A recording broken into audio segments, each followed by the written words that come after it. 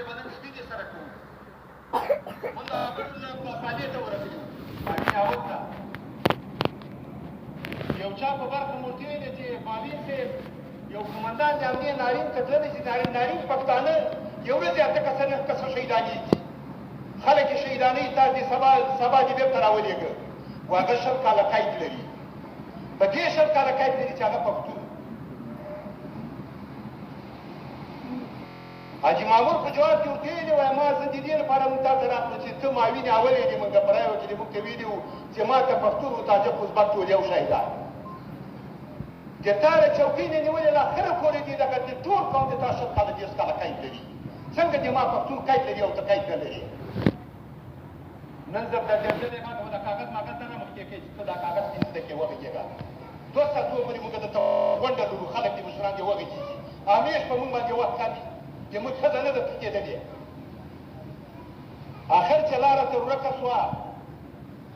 وایي افغانه شما کلیم افغانه ایتان وایي سړي چوکي چاچینې توکي دي دا خبرې به مې میډا کې دغه ځان خلاصالې واوري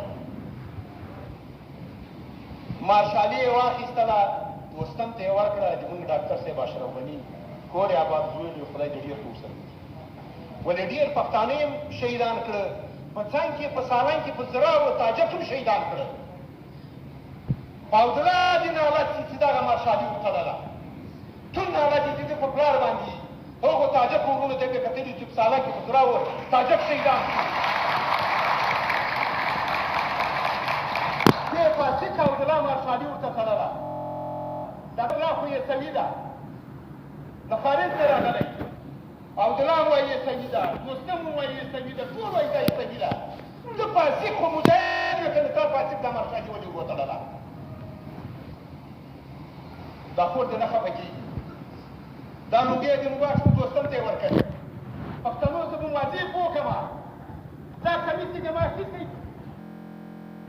دې ورکړو دا پرتوګ دې ما واخیسته دا زما ته مو ټول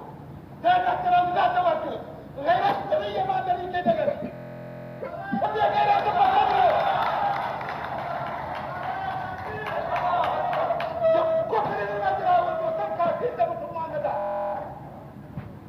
تعلیم نه دی تعلیم دین نه راوړی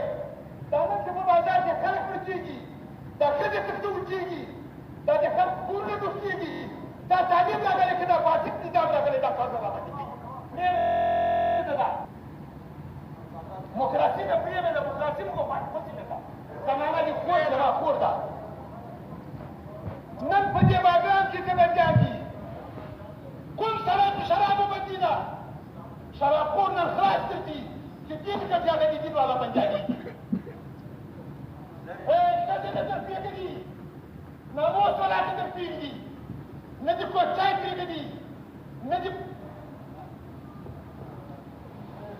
کوارو ته مو ګوره تیلو ته مو ګوره